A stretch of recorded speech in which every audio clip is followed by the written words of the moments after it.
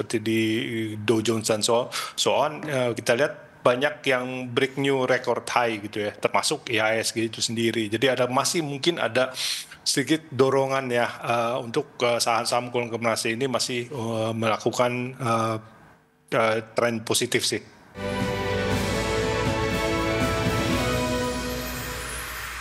Dan pemirsa, untuk membahas selengkapnya mengenai proyeksi perdagangan pasar modal pada hari ini, kita sudah tersambung melalui line Zoom bersama dengan Chandra Pasaribu, Head of Research Analis PT Yuanta Sekuritas Indonesia. Selamat pagi Pak Chandra, apa kabar? Selamat pagi, baik. Baik, kabar baik. Terima kasih sudah meluangkan waktunya di IDX Channel. Pak Chandra, kita mengacu ke penutupan perdagangan kemarin, IHSG menguat tipis ya 0,2% ke 8.100-an. Tapi kemudian kalau dilihat dari jumlah sahamnya lebih banyak yang turun dibandingkan dengan yang naik. Kalau kita lihat ini saham-saham Prajogo Pangestu jadi penopang IHSG kemarin. Anda melihat tren penguatan saham-saham konglomerasi ini akan berlanjut sejauh apa Pak Chandra? Atau udah waspada profit taking Pak? Sebenarnya udah cukup di puncak ya kalau kita lihat dari sisi peak. Sebenarnya banyak yang udah mencapai peak, bahkan bikin historical high baru. Tapi kalau kita lihat dari sisi flow sebenarnya masih cukup mendukung ya. Jadi minggu lalu tuh trading value bisa sekitar 1,5 billion yang secara rata-rata sebenarnya ada di sisi atas. Jadi mungkin dari sisi flow, dan kita juga lihat mungkin di indeks-indeks lain seperti di Dow Jones dan so on, kita lihat banyak yang break new record high gitu ya, termasuk IHSG itu sendiri. Jadi masih mungkin ada sedikit dorongan ya untuk saham-saham konglomerasi ini masih melakukan tren positif sih. Baik, kalau kita mengacu ke sentimen mancanegara Pak Chandra, ini terkait dengan shutdown pemerintahan Amerika Serikat yang masih berlangsung hingga saat ini dan tentunya menimbulkan ketidakpastian ya terkait dengan penantian rilis data NFP yang belum dirilis hingga saat ini. Sejauh apa Anda melihat ketidakpastian ini akan mempengaruhi perdagangan di pasar modal, Pak? Mungkin dampaknya relatif terbatas ya. Jadi kalau misalnya kita lihat di shutdown terakhir itu 2018, kebetulan presidennya sama Trump, yang menguasai Senat dan House of Rep-nya juga sama-sama Republikan, jadi posisinya sama persis seperti sekarang. Pada saat itu lumayan lama tuh, tutup sampai bisa hampir 34 hari, dan 2018 itu sempat tutup di Januari dan sempat tutup di Desember. Tapi sejauh ini kelihatannya secara administratif ya keganggu ya. Jadi kalau misalnya menurut Goldman itu kemungkinan shutdown itu impact-nya mungkin menarik GDP Amerika itu 0,2% per tiap minggu tutup ya. Jadi dampaknya mungkin relatif terbatas, tetapi memang akan jadi krusial karena Fed meeting itu kan schedule 28-29 Oktober ya. Sehingga mungkin data yang karena shutdown ini aliran datanya menjadi sedikit terganggu. Baik. Tapi apakah kemudian dengan government shutdown yang masih berlangsung di Amerika Serikat saat ini dengan pertimbangan akan melemahkan ekonomi Amerika Serikat, ini justru memperkuat optimisme kita Pak terkait dengan The Fed yang kabarnya ini sejumlah analis memperkirakan jadi akan memotong suku bunga nih sampai dengan optimismenya di 84% peluang penurunan suku bunga. Review Anda seperti apa Pak? Sejauh ini ya si Fed itu kan sangat konsisten dengan data dependence ya. Jadi kelihatannya sekarang ini yang cukup dilihat sebenarnya adalah dari sisi unemployment ya. Jadi dan kelihatannya inflasi dari dampak tarif itu belum fully translated ya. Jadi kelihatannya dua kubu tarik menarik di situ, apakah akan menurunkan bunga atau tidak. Kalau misalnya memang employment marketnya masih tetap atau relatif melemah, maka kecenderungan Fed itu akan menurunkan tingkat bunga. Tapi kalau misalnya employment marketnya masih relatif cukup tinggi, mungkin mereka akan hold ya. Jadi memang data employment yang kelihatannya akan sangat krusial menentukan langkah berikut daripada Fed. Baik, ini artinya penantian dari data non-farm payrolls ini kemudian menjadi kunci utama bagaimana kemudian kita boleh berproyeksi cukup optimis atau pesimis terkait dengan suku bunga The Fed. Kalau kita lihat juga dari sentimen dari dalam negeri, Pak, konteks domestik ini seberapa penting sih Anda melihat data yang baru saja dirilis terkait dengan indeks keyakinan konsumen juga cadangan devisa ini kemudian akan menentukan arah Bank Indonesia dan juga IHSG di perdagangan pekan ini, Pak? Jadi kalau indeks konsumen mungkin juga berkaitan dengan sukses tidaknya dari stimulus pemerintah ya yang baru diumumkan. Ya, Cuman rasanya mungkin agak terlalu dekat ya jarak waktu untuk melihat bahwa consumer confidence itu bisa naik cukup cepat ya. Kan biasanya policy itu mungkin butuh 3 sampai 6 bulan lah untuk sampai di lapisan bawah. Jadi tapi artinya kalau misalnya memang tren positif daripada consumer confidence index ini bisa cukup tetap dipertahankan, tentunya akan menjadi signal positif untuk market keseluruhan terutama di consumer sector. baik. Sedangkan untuk cadangan devisa mungkin agak challenging ya karena kita lihat sampai minggu lalu itu masih terjadi outflow yang cukup signifikan di SBN sama di equity market. Angkanya masih cukup besar sehingga tekanan terhadap stabilisasi rupiah menjadi krusial ya. Jadi kemungkinan cadangan devisanya agak sedikit tertekan ya karena mungkin Bank Indonesia sesuai dengan mandatnya akan mempertahankan nilai tukar rupiah di relatif di level yang stabil. Baik, baik.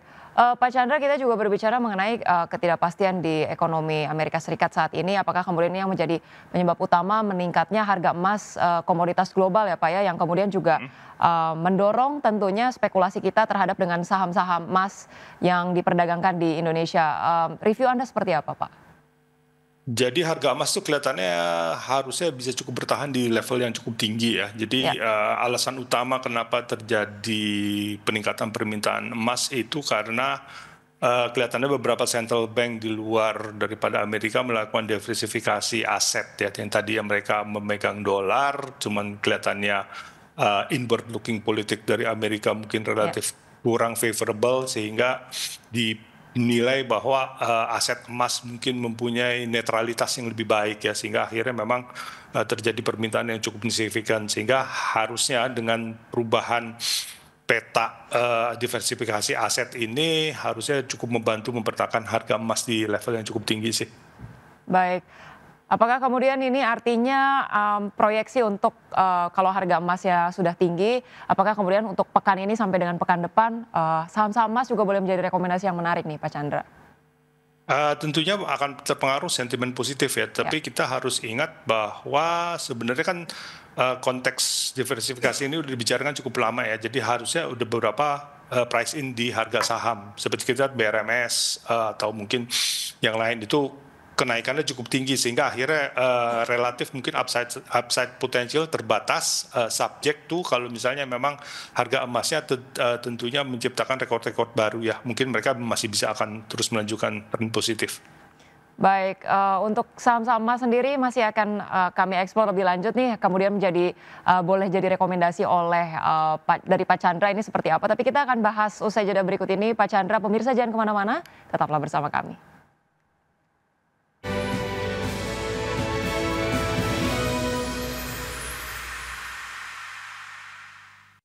Pemirsa, terima kasih Anda masih bersama kami di Market Plus. Pemirsa, sebelum kita melanjutkan talk show kita bersama dengan Pak Chandra, pagi hari ini kita akan lihat terlebih dahulu bagaimana pembukaan bursa Asia pada pagi hari ini. Kita lihat Nikkei ini dibuka menguat 0,75% dan STI menguat 0,12%. Sementara itu kita juga akan melihat pemirsa bagaimana pembukaan perdagangan pasar modal Indonesia pada pagi hari ini. Terpantau IHSG menguat tipis 0,49% ke 8.180-an. 253 saham menguat dan 120 saham mengalami pelemahan. Baik, dan kita juga akan melihat saham-saham pilihan yang direkomendasikan untuk perdagangan hari ini. Pemirsa, di sini ada AMRT, kemudian ada Aman Mineral, ada ERA, dan juga ada NCKL dengan masing-masing rekomendasi buy.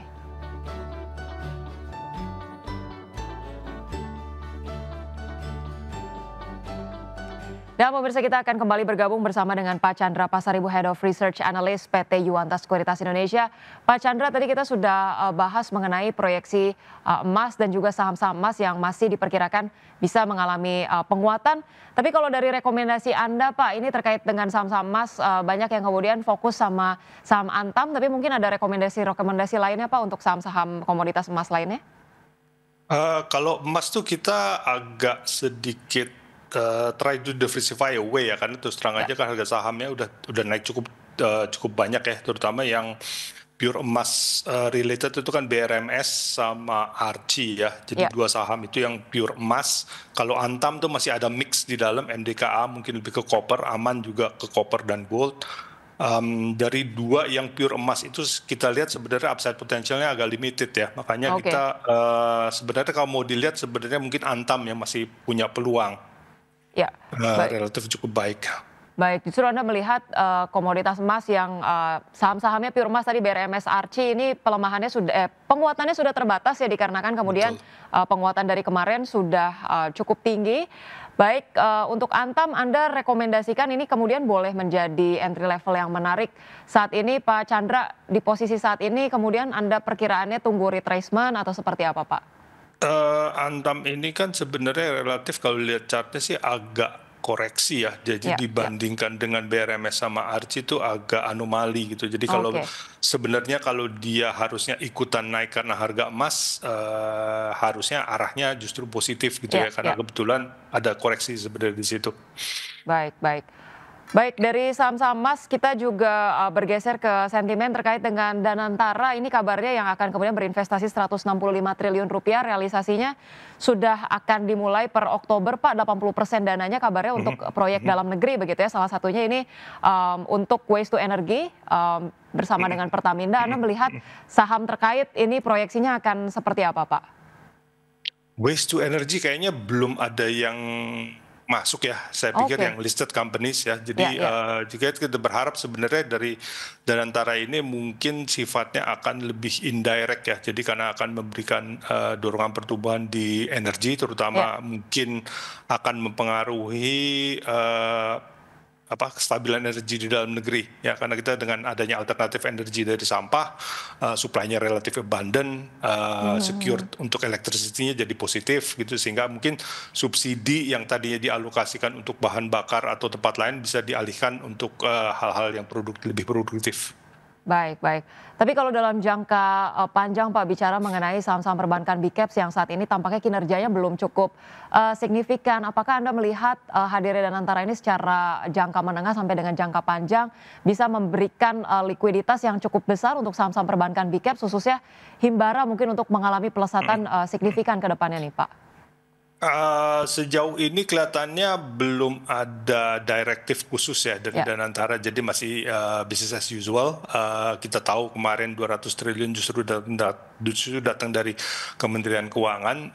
Mudah-mudahan dengan koordinasi Danantara mungkin penyaluran itu bisa efektif sehingga memang bisa tercermin di laporan keuangan yang mungkin 3 atau 6 bulan down the road mungkin kita bisa lihat hasil yang positif ya. Tapi sejauh ini memang banking sektor secara umum masih relatif melihat kondisi wait and see tadi ya. Jadi baik. kalau kita kaitkan dengan consumer confidence index masih relatif nggak terlalu bagus. Jadi kelihatannya orang di sektor manufaktur atau di dunia bisnis nih agak menahan diri sementara ini. Tapi kita berharap dengan adanya stimulus dari pemerintah, mungkin policy-policy mungkin yang lebih define, sehingga bisa menimbulkan optimisme ke depan. Baik, tadi kita bicara sudah mengenai Danantara dan kemudian bagaimana kemudian saham-saham perbankan big caps masih cenderung wait and see. Kita juga mendapatkan informasi tentang Indonesia yang memenangkan sengketa ini ya melawan Uni Eropa, Pak, terkait dengan baja di WTO. Anda melihat akses pasar stainless Indo ke Eropa saat ini tentunya akan lebih terbuka. Apakah saham-saham terkait ini sudah akan mulai mengalami peluang positif, Pak, untuk saat-saat ini? Tentunya dengan membukanya peluang market di Eropa akan menjadi sentimen positif, tapi mungkin kita perlu cermati apakah memang kita mempunyai produk yang sesuai dengan kualitas requirement daripada EU itu sih yang mungkin harus dicermati lebih lanjut yaitu. Tapi di dalam jangka pendek mungkin sentimen jangka pendeknya akan positif karena definitely akan terbuka market baru sih.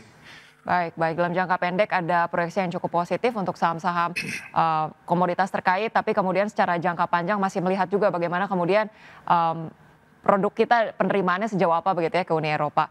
Baik, saham-saham pilihan Pak Chandra tadi yang sudah ditampilkan di layar televisi ada AMRT, Aman Mineral, ERA dan juga NCKL. Untuk AMRT, proyeksinya seperti apa Pak Chandra?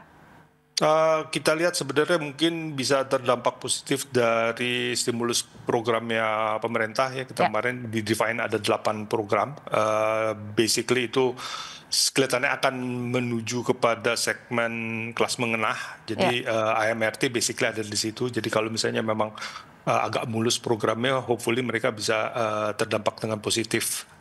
Baik, ini AMRT direkomendasikan untuk jangka pendek atau menengah Pak Chandra? Jangka pendek Ya.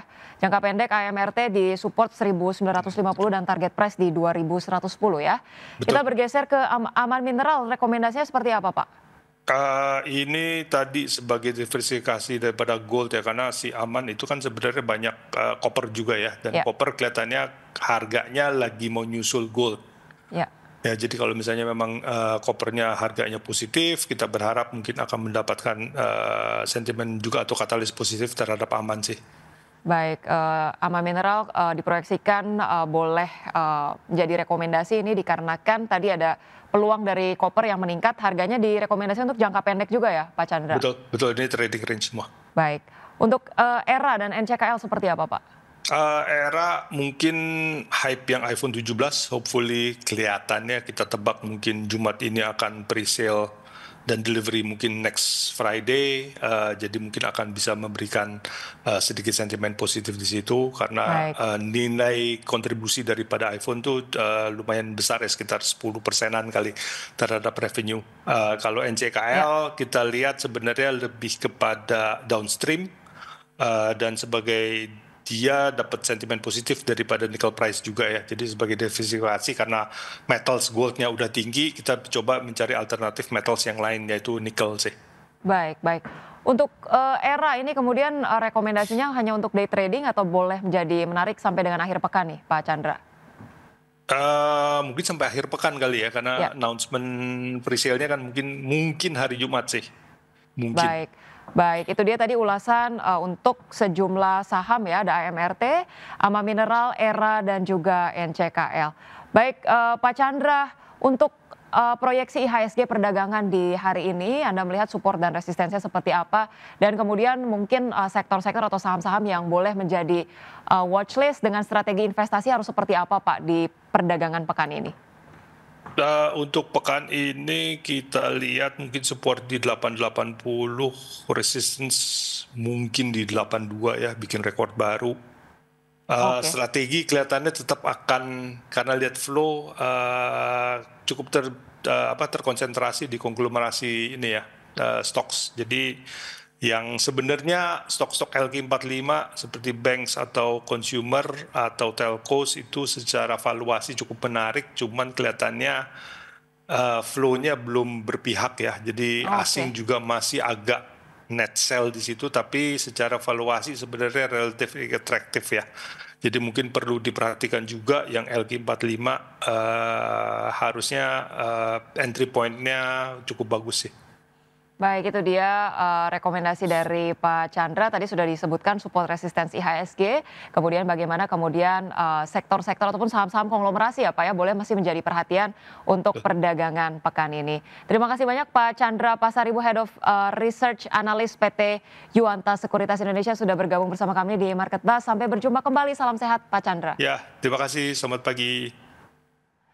Baik pemirsa, sesaat lagi kami akan menghadirkan update informasi lainnya. Kita akan bergabung dengan rekan Wiki Adrian. Baik Wiki, ada informasi apa usai jeda berikut? Ya, Ocha dan juga pemirsa, ada informasi terkait dengan Astra Auto Parts yang siap bagikan dividen interim senilai 284 miliar rupiah kepada pemegang saham. Usai jeda berikut, tetap bersama kami.